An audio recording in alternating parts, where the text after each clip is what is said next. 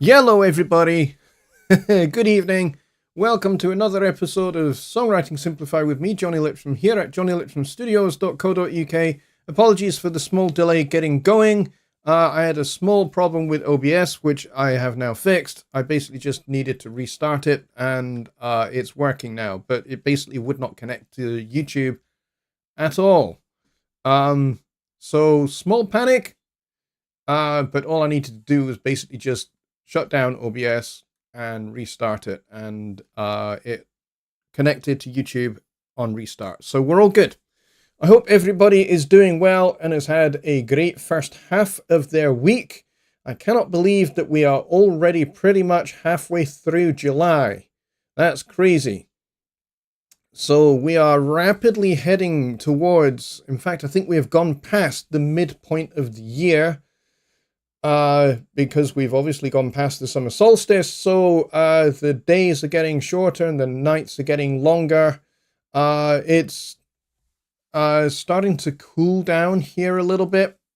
But yes, as Dave says, enjoy the humidity. Yes, humidity has been basically 100% for the last 3 days, so it's not been very comfortable. Although the temperature has not been particularly high, the humidity has made it very uncomfortable. So I have had the fan on. I listened back actually to Sunday's show when I did have the fan on, and I could definitely hear it, and it was somewhat distracting for me watching the show after the fact. So I figured it might be distracting for you guys as well, so I have turned it off for the duration of the show, and we'll see how it goes. Hopefully I will not quietly cook during the course of the show, but we'll see. So tonight is all about songwriting, composing, and arranging. I think my mic has dropped. Hang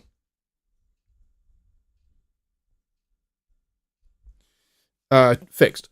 So yeah, tonight is all about songwriting, composing, arranging, and music theory and stuff like that. So if you have questions around those subject areas broadly, it doesn't have to do with Studio One. It can just be songwriting and composing and arranging and music theory in general. Or if you've got a specific question about a specific aspect of any of those, then we can discuss that. This is kind of a DAW agnostic show, although I do use Studio One, as pretty much everybody here knows. We also can have Notion open. I do have Notion Mobile open just now, so if we need to look at some notation, we can do. But for the most part, I'm assuming that we won't be in the notation kind of zone tonight, but I do have it open and ready just in case. So if you have like a notation question, then we can look at Notion to do that as well. Like, for example, maybe you want to find out how to, voice a particular chord for a horn section. That's something that I can do relatively quickly. And Dave, yes, you did send an email regarding a topic which is quite broad, so it is definitely something worth discussing. We will get to that in just a moment. So thank you for that email. Let's go see. Billy Morgan, as usual, was first in the door, followed by Ron, the key man, and also Keith from Radio Top Trumpet. And we got Kyle here as well. We got Goldberg, and we have Stephen Wilson, who deleted his messages. I rather suspect maybe they might have been baseball orientated, which is why you deleted them. It's fine. Whilst you're waiting for the show to start, I don't mind you talking about pretty much anything. You guys can chat amongst yourselves. You don't have to be on topic whilst you're waiting for the show to start. We got Brett Marla here. We got Paul Morgan. We got Don Oliver, and who else do we have? And as I mentioned, we got Dave, aka Bops NY. We got him here, and we got Tony Stringer, and I think that's it. Okay, so we do have a specific Notion-orientated question. So I will do that first, and then Dave, we are going to get to your talking point, which we will discuss at length for sure. So Brett says, can Notion do DSL coder notation? I was exploring it a bit and didn't have the need for it until recently. Yes, it can. So I am going to open up a score. Let me find one that I have open. Or rather, that shows this quite well. And yes, I do in fact have that. So I'm actually going to zoom out of this score a little bit, and I'm going to bring it up on screen in just a second. So don't you panic saying, you haven't put it on the screen. Yeah, I know. All right, here we go. And my camera's not on. There it is. And we got Dwayne here as well. Oh, Steve says he deleted my mistakes. Okay, yeah, no problem. We have no... Really, there is no such thing as mistakes here. All right, so have a look at this score, Brett. Now, this is what I would call a condensed score lead sheet. And yes, it was to test lyrics in a piano score, because basically somebody asked me, how do you put lyrics in a condensed piano score for creating such things as a lead sheet? And this, of course, is how you do it. So we have the jazz font in action here, folks. Because this is actually my preferred font style for music notation. It's what I'm kind of used to from being an arranger for big bands for many, many years. So we have the segno here, also known as the sign, segno in Italian. So we have the instruction here for where the sign is, and then we've got a to-coder instruction here. So follow the map for this little song carefully. So we are repeating these first 3 bars, and then we are repeating the next 3 bars 4 times. Okay, this is what we call a multi-ending bracket. So endings 1, 2, and 3 for this 4 times repeat section, we do this bar. But when we get to the 4th time through this little 3-bar section, we don't do this bar here, we do this. And then we go on. And we go on, and we go on, and we go on. And then we get to this instruction here. This is DSL coda. What does this mean? This is Italian. Again, musical instructions. For those of you who don't know, in notation, they are done in Italian. Sometimes they are done in French. Sometimes they are done in German. But they are rarely ever formally in a formal musical score. They are not really done in English. They are done in either of those 3 languages. So DSL coda means take the sign and then go to the coda. All right. So at this point here, where we get to the end of this bar in C flat major, we are going to go to that nice little sign that's at the start here. Now, when we get here, the convention is, and Notion follows this convention. It's not a rule, it's a convention. When you do a DS or a D, either a DS, which means go to the sign, or you do a DC, a da capo, which means to the head, which means basically to the beginning of the piece, and then you take the coda. If that's the instruction for either going to the sign or going to the beginning of the piece and then taking the coda, you do not play the repeats. So in this case, with this little section here, you treat this as if it's the 4th time. Okay? And then the instruction here on this 4th time ending is go to the coda, which is down here. And then we play this bit here, and all the way to the end where we get the double bar line. So as you can see here, I've been testing various different features that have been introduced over the course of probably the last year or so into Notion Mobile, which is why none of this composition makes any sense at all, and certainly not the lyrics. here is a very nice dog. And then the next repeat is, here is a very nice man. And then we go on to, here is Mike and his exploding cat, sorry. Then we repeat this. Here is Dave, hi Dave, and his fluffy hat, man. So we sing the first part on the first repeat, and then the second lyric we do 3 times. 2 times, and then we go to this 4th time, but this time we go, and his fluffy hat, this is my best. And then we've got this very long piece of melody, chords, slashes for improvisation. And then here is my one and only cat called Jess. This, lots of notes here, is real. And then we get one and only, repeat that a couple of times, and then there's a blank bar. I don't know why there's a blank bar. Anyway, and then we get a little bit of jazz at the ending here, because we go into swing until we get to the end. And that's the end of the piece. That's how this piece progresses. All right. So it's basically play this 3 times, play this 4 times, take this on the 4th time, take this bar here and go on until we get to DSL coda.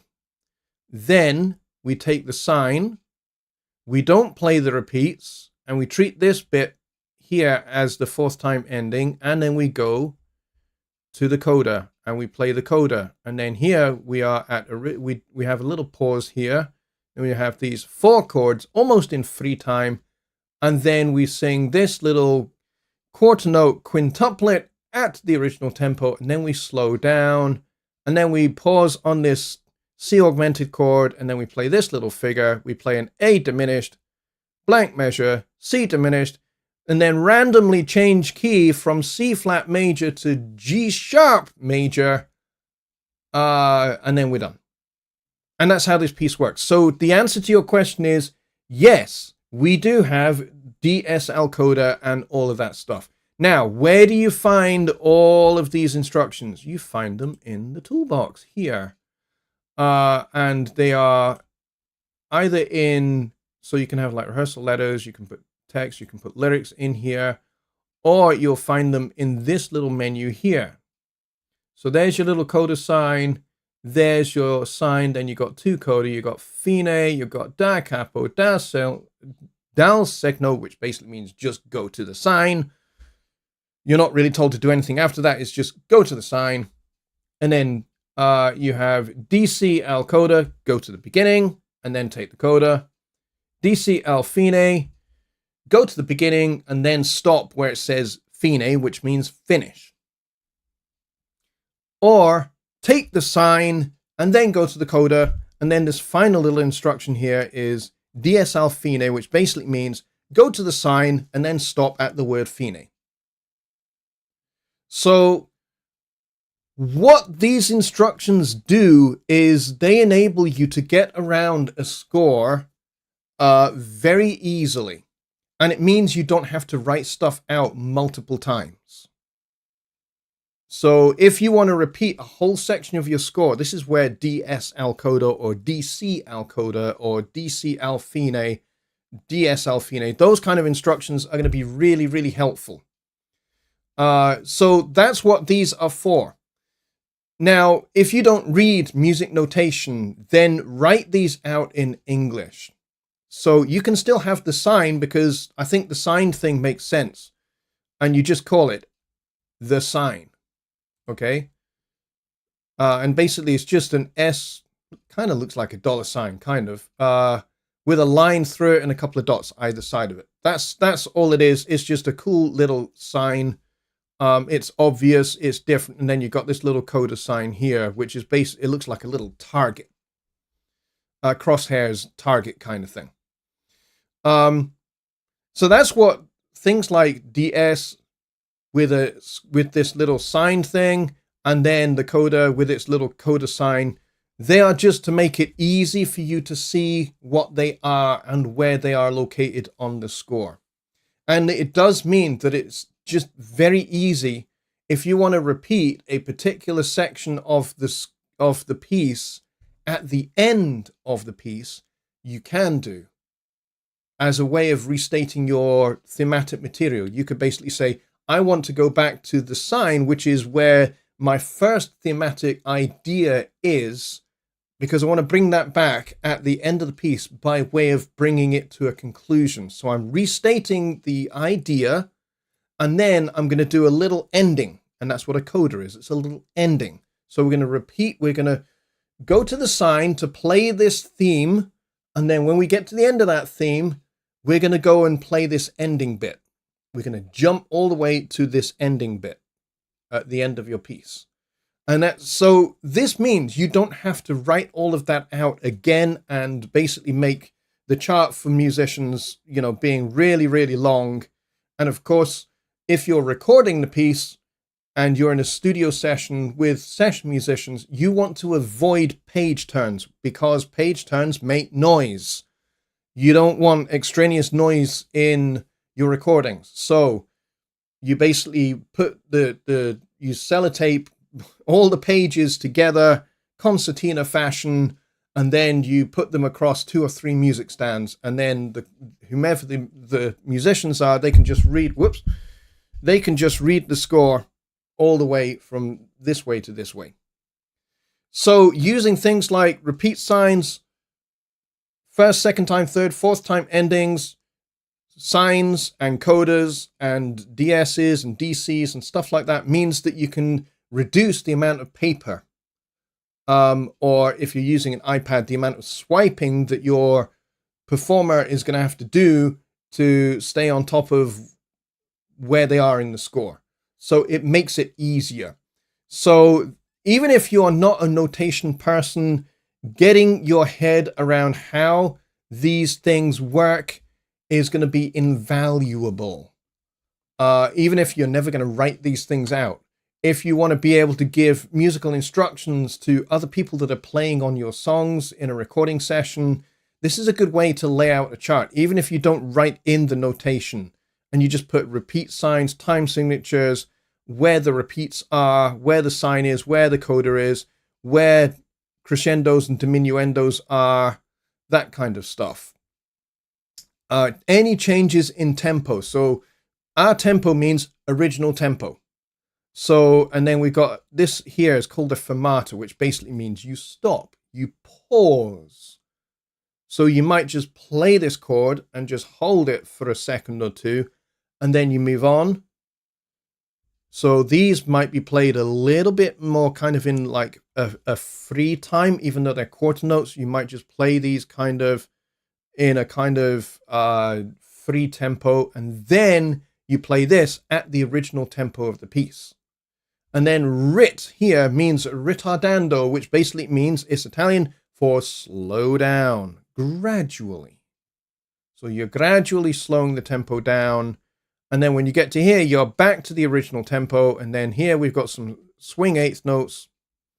And we keep the swing eighth notes all the way through to the end. All right, so I hope that this kind of has given you a little bit of a comprehensive idea of how codas and signs work and where you find them in the toolbox in Notion. It's a little bit different in Notion 6 because everything is in a palette at the bottom rather than in this kind of toolbox grid kind of arrangement idea in Notion Mobile. Personally, I think this works better than what we have in Notion 6 currently with the palette at the bottom, and then you have to find where things are in the palette there. But Notion 6 has all of these features that I'm showing you in Notion Mobile. So all of this stuff is already in Notion 6 already. I'm just showing you in Notion Mobile because personally I find Notion Mobile, it's newer, but it's also a lot easier to use. Frankly, it's so much easier to use. And because the concept behind Notion Mobile is to make it cross-platform, and you can use it on an Android phone, you can use it on an iPad, you can use it on a Mac and also on a PC. It means that, I can be working on a piece on the plane on the way to Hamburg, which I will be at the end of the month. By the way, just FYI, I'm going to be away at the end of the month. I'm going to be in Hamburg at the Persona Software office for a couple of days, packed with very, very interesting meetings that I can't talk about. But, you know, if I want to work on a chart, I can do. I've got Notion Mobile on my iPad. I've got it on my phone as well. And the cool thing is, I can work on something on the plane. In fact, it will be 2 planes to Hamburg and back. And the cool thing is that when I get back and I walk into my studio, because I have signed in with my Studio One Pro Plus membership, I've done that in Notion Mobile on all of those devices. If I'm working on my iPad, there's a cool little feature, which I'll just quickly show you right here. So if I go export score, I can use this transmit feature. Now, at the moment it says Studio One on this computer because it's not, I don't have Notion open on my phone. But if I did have Notion open on my phone, I could send this to my phone.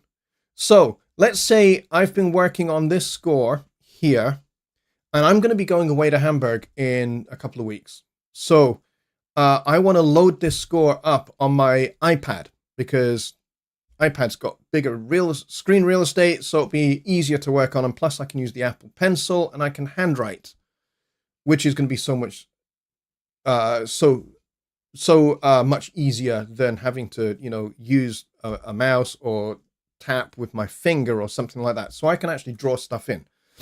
And I can be working on this. And then when I get back home, I can open that score and I can fire up this computer. I can open up Notion Mobile on here and I can transmit the score right back. And the cool thing is it will open this already existing score and it will update it with anything new that I've done. So very, very, very cool new feature that is in Notion Mobile. It's not in Notion 6. So, let's see. Ron says, does Notion Mobile on an iPad Pro support the Apple Pencil? Yes, but it's Apple Pencil V2.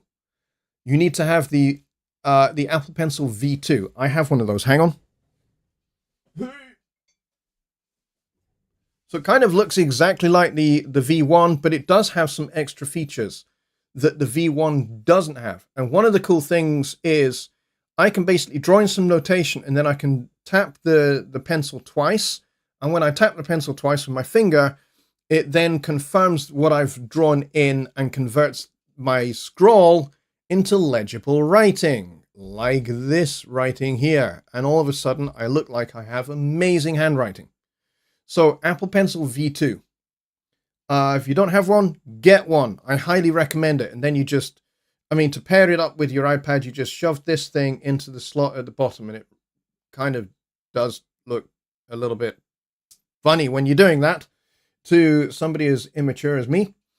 But then once it's paired to your iPad, you're good to go. You just need to make sure that this thing is charged up. This thing is not charged up at the moment. So before I go to Hamburg, I need to charge it up. And then I'll need to repair it to my my iPad. I have an iPad and an iPad Pro, and this guy definitely works on both. Oh, there we go. All right, so good questions there. Let's go back over to here. Some good questions there. Ron says he thinks he has an Apple V2. There we go. All right, so let's get to Dave's little talking point that he had. I will read, if he doesn't mind, I will read his email. I'm sure he doesn't mind. Brett says, thanks a million. Saved me loads of time when reworking the bass charts for this new band. Yes, cool. All right, so that is a good little use case right there. All right, so let's go to Dave's email. And he says, discuss if you like on your show. Those who attempt to write songs at this time may benefit on the many genres that are around at this time, good or bad. Some songs are appreciated by some folks, not speaking of the chart tunes, and I think by that he means, you know, kind of current popular stuff that's in like the top 100, the top 10, but the writers who grab you. So songwriters who grab your attention. Now, I don't necessarily think you have to exclude writers who are writing stuff that's like in the top 20, single charts or the top 20 album charts. I don't think you have to exclude those kind of writers. But I kind of agree to some degree, Dave, that there are definitely a lot of not very good songwriters out there who are writing for major label artists, and it's quite concerning. I'll agree with you there. He says, to be a songwriter these days, listen to the songwriters. And he says, I have learned a lot based on this premises and never was disappointed in what I found thus far after research of a particular writer. Yeah, so, and the other thing I agree with you here on, Dave, is don't be limited by a particular genre.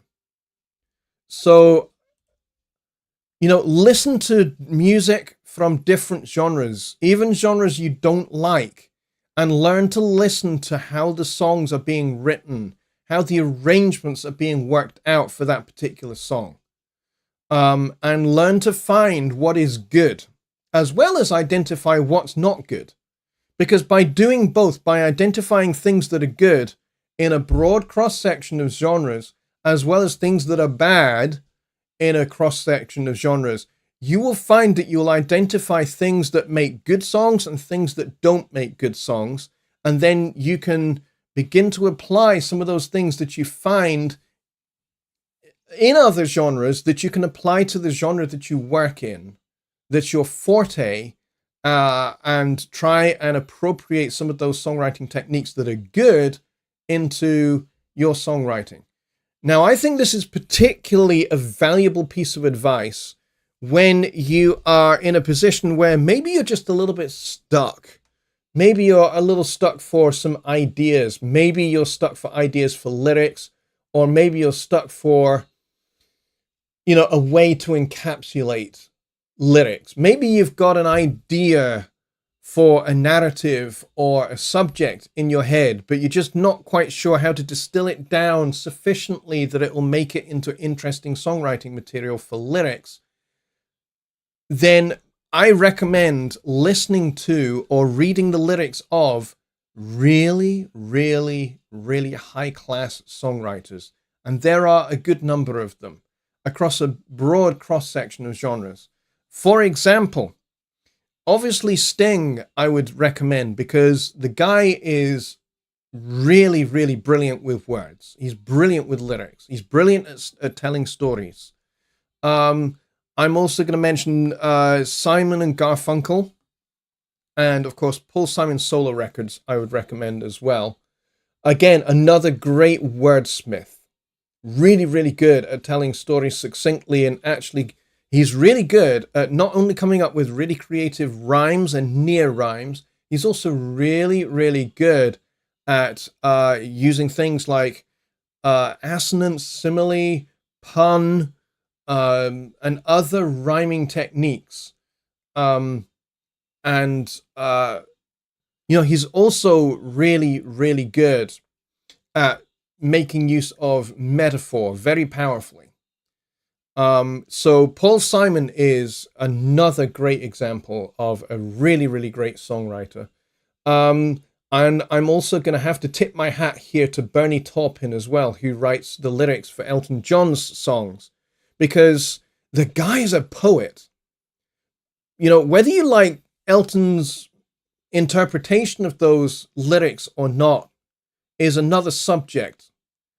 But Bernie's lyrics are really, really good. I think one of my favorite songs, I don't necessarily like the arrangement and I don't necessarily like the vocal, but I gotta say Rocket Man is a really, really fine song. It's got some really, really good lyrics. I like it. Dolly Parton is another really, really good lyricist. Obviously the biggest hit, I personally think the biggest hit that she has ever written is I Will Always Love You. What a great song that is.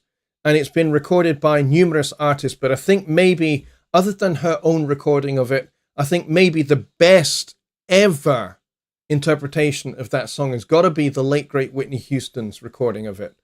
What a wonderful production that is by I think it's the late great Quincy Jones who produced that. But it features Whitney Houston's extremely fine reading of those lyrics. She really reinterprets and reimagines that song in such a terrific way. But it's a really, really, really well-written song. It really is. Great song. I mean, she's had hits with Working 9 to 5 as well. I'm not a Dolly Parton fan. My wife is. My wife really likes her music. I'm not a big fan of hers. I don't like her voice. I think her vibrato sounds like a sheep, but she's a really great songwriter. And she writes big hits for other artists as well. Obviously, Becca and Fagan, I'm going to mention as well. Not just for the songs that they wrote for their own group, Steely Dan, and for Donald's individual solo records, which I personally really, really like. But he's written, Donald Fagan in particular has written for a number of other artists and had massive hits. He's written a number of songs for Diana Ross and has had huge hits with those songs. I think one of the ones he wrote, somebody's going to have to correct me if I'm wrong, but I think he wrote Saving All My Love for Diana Ross. I think he wrote that. I think that's a Donald Fagan song. And of course, Michael McDonald. Not only is the guy a great vocalist, but he's also a terrific songwriter. Peter Gabriel, another great lyricist. See, I'm not just talking about pop. I'm talking about jazz and, funk as well. Parliament Funkadelic have got some really, really great songs. I mean, if you want to really get into really good melody writing, Dolly Parton writes fantastic melodies. But so does Parliament Funkadelic. Totally different genres, funk or country. Really great lyrics. John Denver is another great songwriter, and I think it's hilarious that his songs were used in the Final Destination movies. And the way they used those songs was hysterically funny. Basically, whenever you hear a John Denver song in the soundtrack of one of the Final Destination films, it's because somebody is about to die in a rather imaginative and creative way. I just thought it's hilarious. And yes, I'm going to agree with Brett on Cole Porter and George and Ira Gershwin. And Billy Strayhorn. Billy Strayhorn was more of an arranger than he was a songwriter, but certainly a great arranger. One of my favorite big band arrangers of all time. So I think really, I mean, we could talk all night about, different lyric writers, and you guys will list off a whole bunch, and you already are, like Neil Peart. I'm not a Rush fan at all, and I'm not really a Neil Peart fan as a drummer. I don't like his drumming, and this is me speaking as a drummer for, over 45 years. I don't like him as a drummer, but I tell you what, the guy crafts some extremely good songs. Extremely good songs. With really great melodic statements, as well as really, really inventive and creative lyrics. But yeah, I'm not a fan of Rush as a whole, and I don't really like him as a drummer, but the guy was seriously talented as a songwriter. And I think maybe, that does kind of get lost a little bit. It's kind of like when you hear Elton John perform and he performs his songs, and everyone goes, oh, these are great Elton John songs. And Elton is the one performing. But everybody forgets about Bernie Taupin. That's why I wanted to mention him. Because Bernie Taupin is somebody who really he actually chose not to be in the spotlight. And from what I've heard, quite often the way he and Elton write the songs is they do it over the phone or via email. So, Bernie will email Elton a bunch of lyrics, and then Elton will go to work on those lyrics. Just Bob is mentioning Gordon Lightfoot, who is another great singer-songwriter. Couldn't agree more. And Kyle says the wreck of the Edmund Fitzgerald. Yeah, what a great song that is. Retelling the story of that great tragedy on the Great Lakes, for sure. I mean, I've watched documentaries about what happened to the Edmund Fitzgerald, and it is terribly, terribly sad and terribly, terribly tragic how, that ship that had been in service going across the lakes, ferrying coal and all sorts of other stuff for many, many, many years. And then just one night, one incredibly stormy night, it sinks incredibly fast. 1 minute it's there, next minute its back is broken, probably by a freak wave, and it's gone, along with its crew. And that happened in 1975, which was the year that I was born. So, that's coming up on 50 years ago. And yes, so that Gordon Lightfoot retelling of that story is really, really good. It's a great song.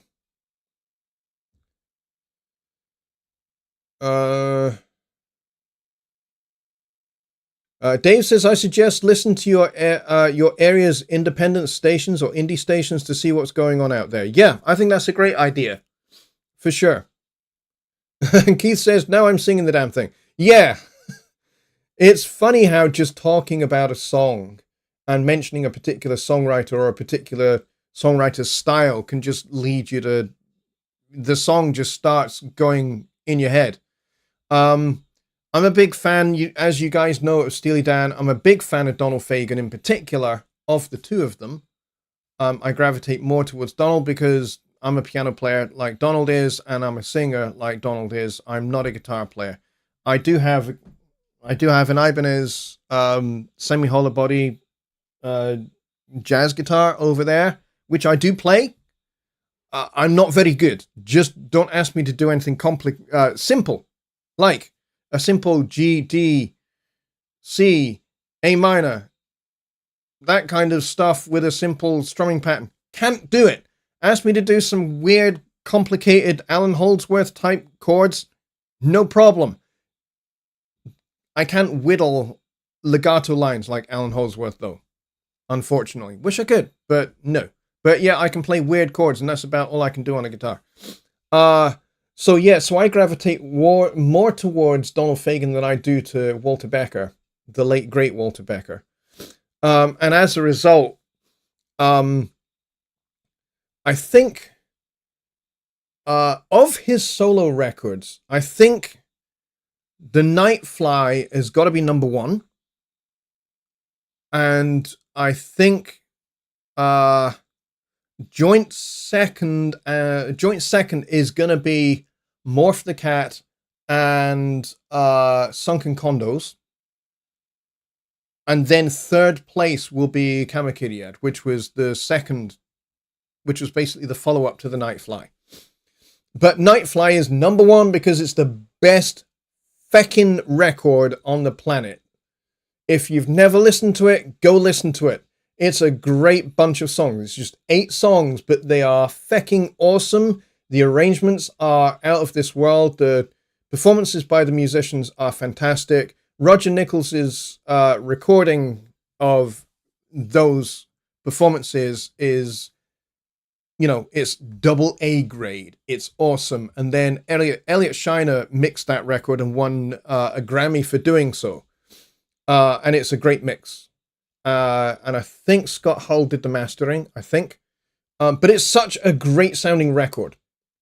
Kind of temporarily taking a little dive into the mixing world. It's a great sounding record. My favorite song off that whole record, just because it is lyrical beauty and sonic beauty combined in the most perfect way, is Maxine. There are three things that make that song absolutely glorious. Number one, the lyrics to the song, telling the story of, is kind of like an unrequited love story. So that's aspect of that song number one, that is glorious. Number two, the contrast between the refrain, which is in kind of barbershop style 5-part harmony, and then the verse, which is a solo vocal with rhythm section, and then the second verse has horns in it as well. The arrangement for the rhythm section and the horn section is just breathtaking. Rob Mounsey did the rhythm section arrangements, and Tom Scott wrote the horn section arrangements. And then the third aspect of that song that is just pure heavenly is Michael Brecker's 8-bar tenor sax solo, which is just, he goes from the very lowest note on the instrument all the way up to almost the altissimo highest register on the instrument. But it's melodic. It is an incredibly beautiful melodic tenor sax solo. And it shows off not only Michael's technical grasp of playing the instrument, but his ability to compose a melody on the spot. And he nailed that in one take. And then they did a second take for backup, just because. But they didn't use the second take. They used one take only. And that was the late, great Michael Brecker, the absolute genius that he was. And if you want to check out other Michael Brecker solos, you can check out his solos on a bunch of Paul Simon records. And I think he's been on a couple of Peter Gabriel records. But if you want to hear Michael Brecker in a pop context, you've got to listen to Dire Straits' The Brothers in Arms album, and the song from that is called Your Latest Trick. That's got Randy Brecker on trumpet at the start, and then it's got Michael Brecker playing the written melody interlude, and then he takes a solo at the end of the song, where he basically he's sticking fairly close to that melody, but then he kind of expands it a little bit. But it just shows that the guy was highly dexterous as a jazz soloist, and then also incredibly good at straight pop as well. So there's things to check out, some contrasting things to check out. Two Against Nature, yeah, that's a Steely Dan record. It's a great record. It's pretty much the comeback from of Steely Dan after their kind of period, their classic period in the late 70s and into 1981, when they released Gaucho in 1980. That was it. It was kind of like 1972 through to 1980, that classic 8-year period, and then a long period, 20 years, where they didn't do anything together. And then they came back together and they did Two Against Nature, which is a really, really great record. Some fantastic songs on that record. And then their final record was, what was that called? That was called Everything Must Go. So, yeah. Go check those out. And I think this has been great advice from Dave, actually. Credit where it is due. Great advice. Check out different styles of music, different arranging styles, different melodic ideas, lyrical ideas, and basically just kind of soak it all up, and then, take some things that are good from those that you think are going to work for what you do in your style of music. And use those things as a kind of trigger to create some creative ideas. This is something that I do myself. So kind of what Dave has been talking about in his little discussion point here, this is something I do regularly, especially if I'm at a point where I'm at a little bit of a songwriting impasse, just can't get anything going particularly. The ideas that are formulating in my brain are just not very good, and I'm having to metaphorically screw them up and delete them from my brain. When I'm at that particular point, this is where I apply the thing that Dave is talking about. I just do maybe a week or two of just sitting and listening. I don't play the piano. I don't try and create anything. I just sit and I listen. And I listen to a broad cross section of music. My son has the most eclectic taste in music. He's in the shower next door at the moment, and I can hear his phone playing his playlist. He has incredibly eclectic taste in music. He listens to rap artists like Tyler, the Creator, but he also listens to Steely Dan. He also listens to John Coltrane and Charlie Parker. I've heard both of those in his playlists. And I think he's got a couple of my records in his playlist as well, but I did not put them there. He did that all by himself. Honest. Gaucho is a great record. Yeah, it's the first record where Roger Nichols brought in his machine, what Donald Fagen called the machine. Basically, one day he just turned up at the studio at the start of the sessions for Gaucho and parked this thing on a table, this big box, and it was massive heavy box that Roger could barely lift. And Donald was like, what the heck is that? And Roger said to Donald, he said, you remember that conversation we had back at the end of the Royal Scam records where you said to me, can't you just build a machine that will just play the perfect drum track? And Roger said, you remember that conversation? This is the machine. And it's called Wendell. It's the world's first programmable drum machine. And the cool thing about it is it played samples of real drummers' performances and recordings. So they had some discarded drum tracks from the from previous records, from Katie Lied and bits and pieces from Asia, from songs that didn't make either of those records.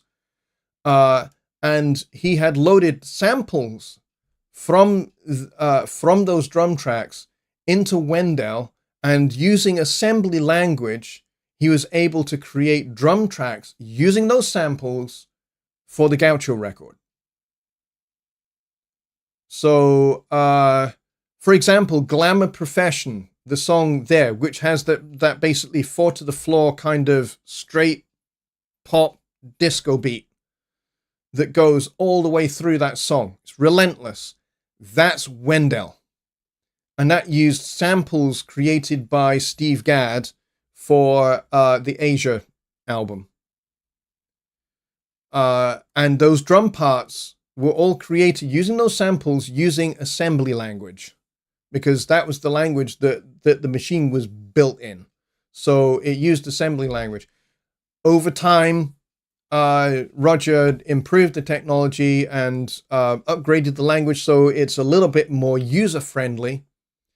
And then by the time you get to the Nightfly in 1982, Wendell is being used to supplement real drum tracks that were created for the Nightfly, and also some percussion things as well, like shakers and stuff like that. Those were all done by Wendell. Wendell won a flipping Grammy itself for its performances on Gaucho. It's true. Wendell, a drum machine, won a Grammy for its performances on Steely Dan's Gaucho. Roger Nichols was a certified genius. He invented a drum machine. He invented drum sampling and the whole idea of drum replacement that we now do all the time. He invented all of that technology. And, you know, as a result of Roger's pioneering inventions, we now have drum sampling software like Addictive Drums, Superior Drummer, Stephen Slate Drums, Trigger. We've got Impact built into Studio One. There's all sorts of things built into other. I think there's a virtual drummer built into Logic. All of those things exist because of Roger Nichols. So there you go. That's kind of a little bit of a side run away from from songwriting, but important to think about, you know, creativity and, you know, reinventing, not necessarily reinventing the wheel, but making the wheel a heck of a lot cooler.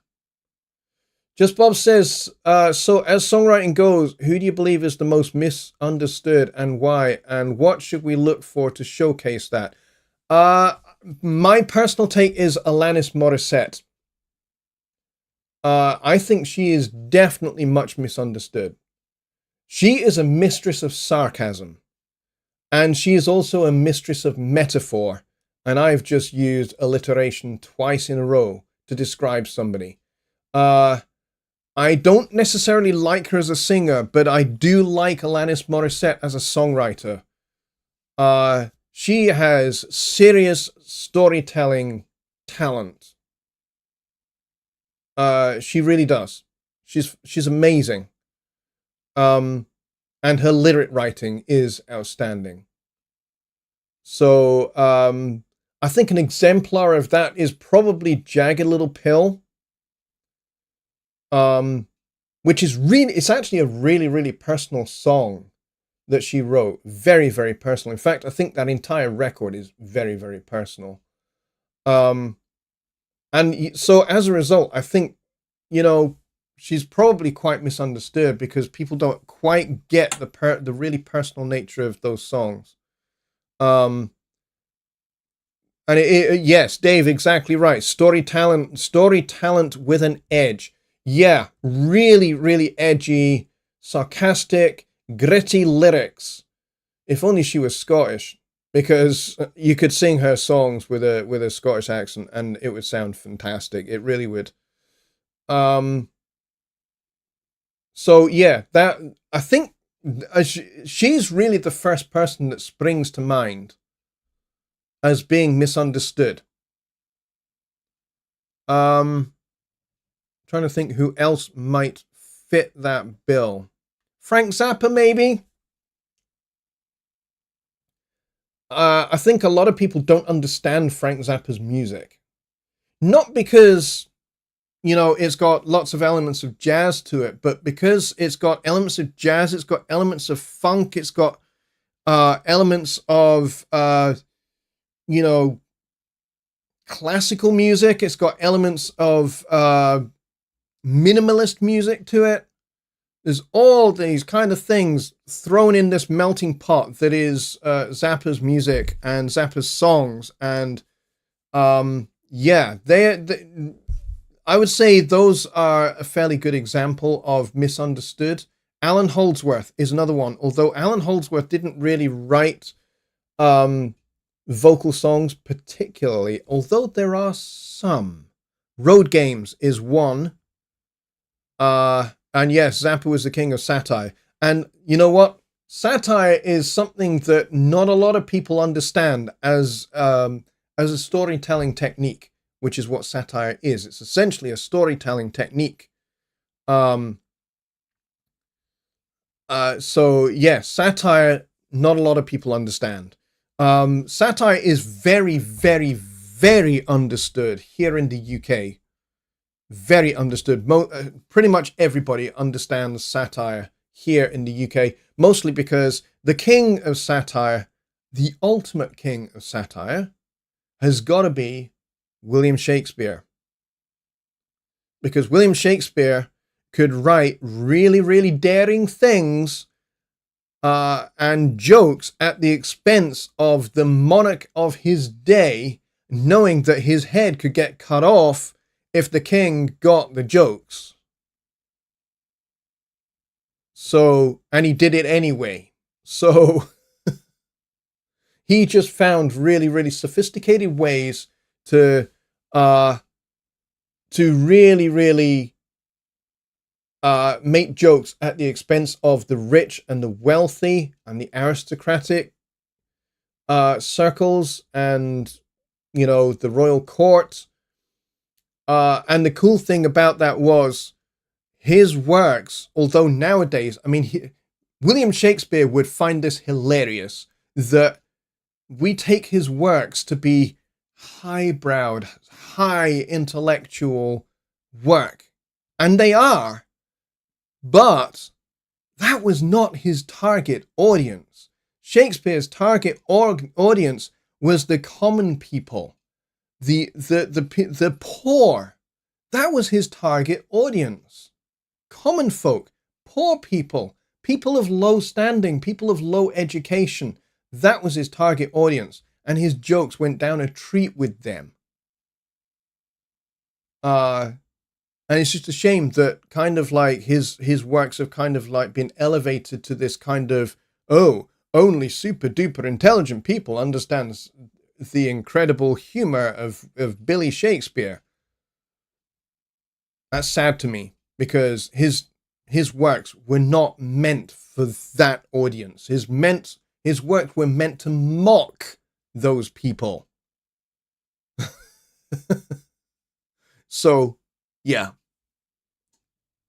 And of course, Mark Twain. What a great wordsmith Mark Twain was, for sure.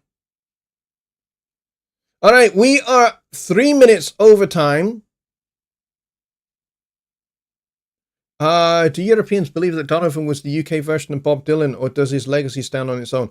I think it stands on its own, because there's enough people here in the UK who they will also like Dylan as well as Donovan, for the most part.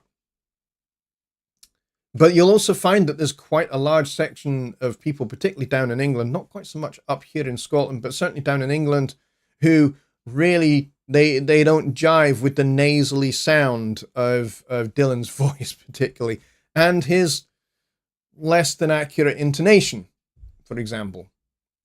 But Donovan was definitely different to Dylan as far as style and approach to lyric writing goes.